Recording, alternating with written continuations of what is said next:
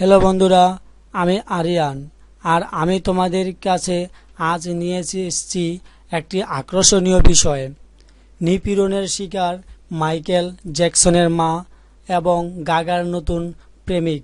চলো বন্ধুরা, এখন আমরা গাগার নতুন প্রেমিক সম্পর্কে জেনে নেই। গেল বছর প্রায় ঠিক হওয়া বিয়ে ভেঙে যায় লেডি গাগার। মডেল অভিনেতা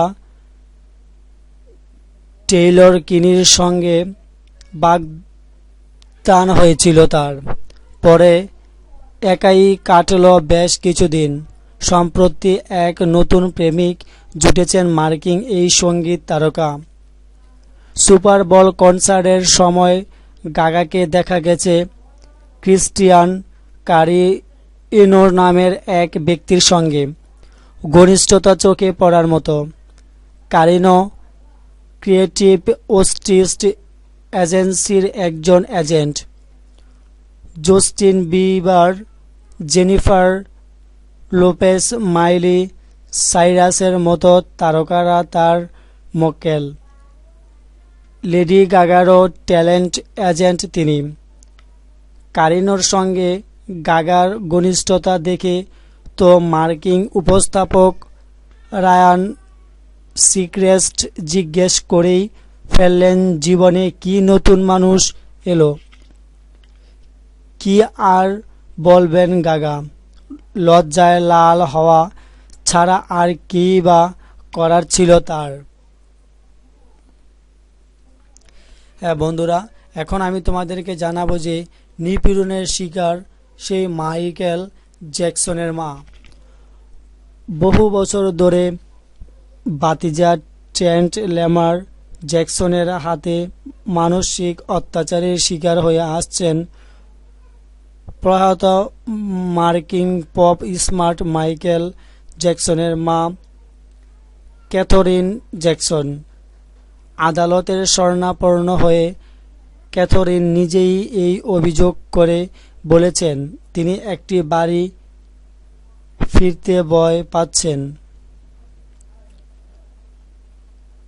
ক্যাথরিনের গাড়ি চালকের কাজও করতেন ট্রেন্ট। আদালতকে ৮৬ বছর বয়সী ক্যাথরিন বলেন, ট্রেন্ট অনুমতি ছাড়া তার ব্যাংক অ্যাকাউন্ট বাগিয়ে নিয়েছে। সেখান থেকে ট্রেন্ট নিজের জন্য দেদারসে খরচ করে। ক্যাথরিন এও বলেন, ট্রেন্ট খুব ভালো ছল চাতুরি জানে। ক্যাথরিন জ্যাকসন এও বলেন, প্রচণ্ড ভয় আর দ্বিধায় পড়ে তিনি তার ভাতিজাকে পুড়িয়ে দেওয়ার চেষ্টা করেছিলেন। তাকে বলেছিলেন যেন পেস্ট হাউস থেকে এসে যায়, কিন্তু ট্রেন্ট যাননি।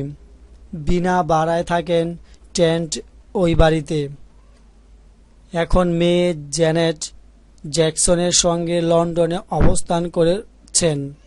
ক্যাথরিন ভয় পাচ্ছেন নিজের বাড়ি ফিরে যেতে। আদালত নিরাশ করেননি জ্যাকসন মাতাকে।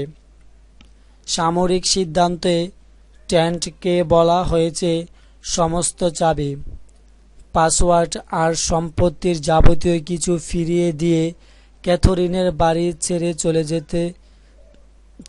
চলে যেতে। ক্যাথরিনের কাছ থেকে ১০০ কোষ দূরে থাকতে ও নির্দেশ দিয়েছেন আদালত। মার্চের ১ তারিখ পরবর্তী শুনানির দিন। পিপল টিপস যে। ধন্যবাদ বন্ধুরা এই মাইকেল জ্যাকসনের মায়ের সম্পর্কে জানার জন্য। ভালো থেকো, সুস্থ থেকো। আল্লাহ হাফেজ।